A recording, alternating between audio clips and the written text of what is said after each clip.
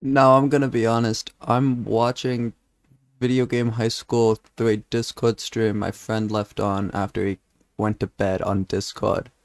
And watching it, I figured out that Video Game High School is a cinematic mastercraft.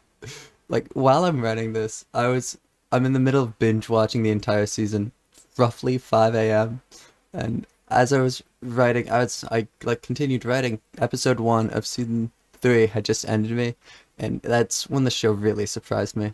Where the first season starts, it's just your like run-of-the-mill high school drama, except like everyone's a nerd and they're all playing video games.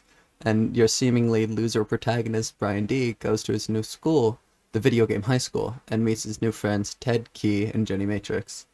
Jenny Interest is the love interest of the entire show, and as you continue to watch the show, you start to realize that the years old comedy surprisingly holds up better than you'd think. A specific line that I remember, like, that really comes to mind is when the principal Calhoun expels our protagonist after his score reaches too low to stay. He says, and I quote, "I don't hear any rafflecopters," after Ted asked if he was joking. Through the continuing seasons and season Through the continuing season and that of season 2, the comedy seems to be what holds up the show, until you reach the ends of the first two seasons. Season 1 has the relationship development of Jenny and Brian.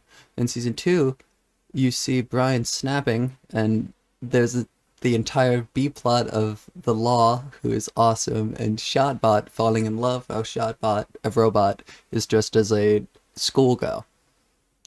Uh, from all of this pairs in comparison, however, to the first episode of season 3, where we see Brian and Ted get into a huge fight after a day of questing in an MMO, and we see Ted start what I think might be a descent into madness, as we see him and his drifting class ambush an MMO player, steal his Tamagotchi, slam it with a hammer until he pees himself. From here, they use this to blackmail the entire MML class to vote for Key in the election for its school principal. Uh, this scene is also where we see that uh, this this scene is also where we see the scene that made me start writing this. Ted, who from the beginning was our comic relief, gets out of ambushing a student and sees Key this and the Social Gamers Club having a party. There's this shot of him. He's standing outside of the room, cloaked in darkness, while they're bathed in light. And then when he enters the party, there's this shots of like everyone's happy faces, and then a cut to Ted's unresponsive, and he glances around the room, and he doesn't react. He's smiling, but you can tell he's not there. Uh, that's pretty much it. I just needed to talk about this show pretty much. I hope this makes sense. Pretty much just go watch VGHS, and thanks for tuning in. Uh, and I just realized I got through all of this without mentioning James Dean. I mentioned the Law and Drift King, arguably the coolest characters.